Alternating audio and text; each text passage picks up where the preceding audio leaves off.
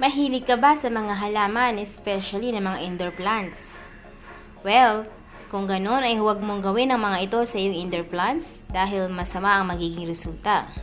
5 mga pagkakamali na ginagawa ng mga tao sa kanilang mga indoor plants. Ang mga panloob na halaman ay ang mga indoor trend na hindi pupunta kahit saan. Mula sa mga bahay na puno ng sapat na mga halaman upang iyon ito sa isang gubat or jungle, sa banayad ng mga pot ng halaman na nakakalat sa isang silid ng pahingahan. Maraming paraan upang dalhin ang trend sa iyong tahanan. Sigurado sa unang pagkakataon na dalhin mo ang isang halaman sa bahay, ay mukha itong napakahusay at maganda. Ngunit kung hindi mo ito maaalagaan sa tamang paraan, maaari itong magsimulang magmukhang talagang malungkot nang talagang mabilis. Mayroong ilang mga karaniwang pagkakamali na ginagawa ng mga tao sa mga halaman na maaaring maging sanhi ng maagang pagkamatay ng kanilang mga indoor plants. Ang pag-aalaga sa iyong mga panloob na halaman ay madali kung alam mo ang dapat gawin at ang mga pagkakamali upang maiwasan ito. At kung nais mong mapanatili ang iyong mga halaman na masaya at malusog, ito ang dapat mong malaman.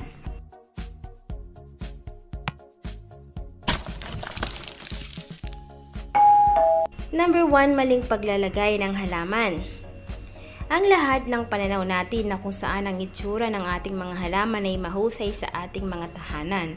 Ngunit ang mga kagustuhan sa disenyo ay hindi ang pinakamahusay na paraan upang magdikta kung saan mo ilalagay ang iyong mga halaman. Kung nais mong umunlad, kailangan mong malaman kung ano ang mga pangangailangan nito upang matugunan ang mga ito. Gaya na lamang ng pagbibigay sa halaman ng masyadong maraming araw ay maaring makasakit dito. Ganon din ang hindi pagbibigay dito ng sapat na sikat ng araw. Ang isang walang laman na sulok sa bahay ay maaring parang perpektong lugar para sa isang halaman. Ngunit kung napipilitan ka lamang na lagyan ito para sa kapakanan nito, maaring hindi ito magtagal. Kung ang isang particular variety ng halaman ay ang gusto mo, then go for it. Ngunit tiyaking mayroon kang perpektong lugar para umunlad ito sa bahay. Importanteng alamin mo muna sa bibilan mo ng halaman ng tamang lugar para sa halaman na gusto mo para hindi masayang ang pagod at pagbili mo dito. Number 2, pagtutubig ng sobra. Ang isa sa pinakamalaking pagkakamali na maaari mong gawin ay ang pagbibigay ng iyong mga halaman ng masyadong maraming pansin at pagtutubig ng madalas. Ang bawat iba't ibang halaman ay may mga individual na pangangailangan pagdating sa pagtutubig at kapag alam mo talaga kung ano ang kailangan mo, aalagaan mo ito ng maayos.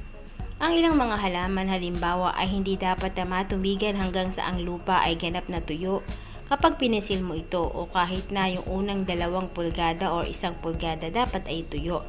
Samantalang ang iba tulad ng ferns ay umunlad sa isang basa-basa, mahalumigmig na kapaligiran and love through watering. Number 3, hindi sapat na pagtutubig. Ang excitement sa isang bagong halaman ay maaring manatili lamang ng ilang sandali at lahat tayo ay nagkakasala na accidentally naiwanan ito ng medyo mahaba bago natin ito diligan. Habang ang mas matigas na mga houseplant ay maaring tumagal para sa isang mahusay na inumin, ang iba naman ay hindi maaring gawin ito. Ang pag-iwan ng masyadong mahaba para tubigan ang iyong halaman ay maaring gawin itong stress, stunt ang paglago nito at ang kalaunan ay hahantong sa isang patay na halaman. Ang isang madaling tips na dapat tandaan na kapag kailangan nila ng isang mahusay na inumin ay ang maglaan ka ng 1 araw sa 1 linggo para sa pagtutubig at gawin ito isang ugali. Laging suriin muna ang lupa at ayon sa mga pangangailangan ng bawat halaman para matiyak ang mga kailangan na tubig. Tubigan lamang ang mga nangangailangan nito. Pang-4, kalinisan ng halaman. Nakakalimutan natin na ang mga halaman ay nangangailangan pa rin ng ilang pangangalaga na madalas nakukuha nila sa labas katulad na lamang ng paglilinis ng kanilang mga dahon na nililinis ng hangin at ulan. Ang pagbibigay ng mga dahon ng iyong mga halaman ng isang regular na dusting ay makakatulong sa kanila na mas mahusay na magbabad sa sikat ng araw. at maiiwasan ang mga infestation ng mga bugs at peste. Linisin din ang mga patay na dahon upang mapanatili ang iyong halaman na pinakamahusay. Pinapahina nito ang mga peste mula sa pagsubok na lumipat dito. Ang iyong panloob na halaman ay may sariling mga pangangailangan na kailangang matugunan mula sa ilaw hanggang sa pagtutubig at maging sa pagkain. At ang panghuli, huwag kalimutan na pakainin sila. Mayroong sapat na sustansya sa lupa para makaligtas ang karamihan sa mga houseplants. Ngunit ang pagbibigay sa kanila ng isang mahusay na feeds ng pataba ay makakatulong sa kanila na umunlad. Ang pinakamainam na oras upang lagyan ng pataba ay sa panahon ng growing season ng halaman na karaniwang sa tagsibol at tag-araw, at pagkatapos ay ipapagalin ang pagpapakain sa mga buwan ng taglamig. Tulad ng pagtutubig, ang pagpapakain ng halaman ay nakasalalay sa mga pangangailangan ng individual na halaman, kasama na ang tamang pataba na gagamitin. At tulad ng pagtutubig, posible na ma-overfeed ang iyong halaman or masunog ito sa maling uri ng pataba. So yun lamang po ang ilan sa dapat nating tandaan kapag tayo ay mayroong mga halaman sa loob ng bahay or kahit maging sa labas. Lagi nating isasaalang-alang ang 5 ito. Mas makakabuti na mayroon tayong kaalaman tungkol sa mga halaman na nais nating alagaan or ilagay sa ating bahay. Nang sa ganon ay hindi masayang ang ating panahon, ang ating pera sa pagbili ng mga halaman na ito. Walang duda na pagdating sa kalusugan ng kaisipan ng ating lipunan ay may malubhang problema. Ang mga pag-aaral ay nagpapakita na ang mga panloob na halaman ay maaring ito lamang ang bagay na kailangan mo upang guminhawa ang iyong isipan. At habang ang pagdaragdag ng ilang mga houseplants sa iyong tahanan ay maaring isang madaling paraan upang makatulong na mapabuti ang iyong kalooban, hindi lahat ay ipinanganak na may green thumb. Ngunit hindi ito nangangahulugan na kailangan mong makaligtaan ang mga benepisyo nito.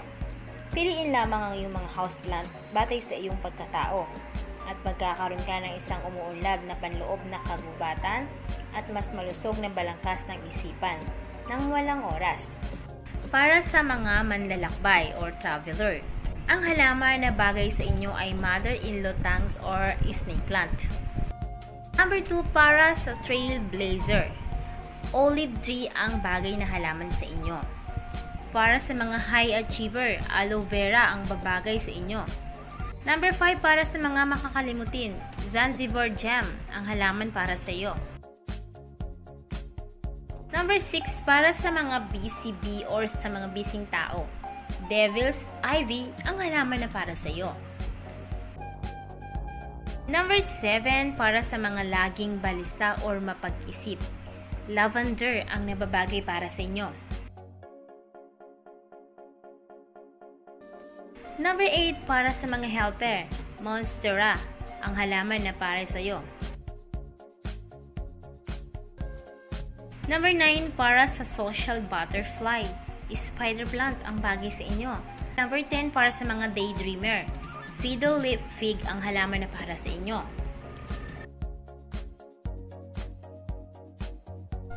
So, yan lamang po ang ilan sa ating mga houseplants na babagay daw sa inyong pagkatao or personalidad. Pero again, depende pa rin po sa inyo yan kung ano yung mas gusto nyong alagaan, kung ano yung sa tingin nyo ang magpapasaya sa inyo at magpaparelax sa inyo sa tuwing nakikita nyo na or sila yun ang alagaan natin. Pwedeng ilagay sa ating loob ng bahay or sa labas ng ating bahay, depende kung saan nyo siya gustong ilagay. Ang importante ay sumasaya kayo tuwing nakikita nyo siya or nakakalma ang inyong isipan tuwing nakikita nyo sila. Okay, good luck sa pagpili ng inyong mga halaman na way mapatubo at mapalago nyo sila ng maayos. At kung gusto nyo magkaroon ng mga idea kung ano ba yung mga pwede sa mga indoor plants o yung mga pwede pang labas, so may mga video tayo dyan, pwede nyo pong i-check sa ating mga previous video. Marami na po tayo mga naipakita mga halaman dyan na pwede pang indoor and sa ating labas.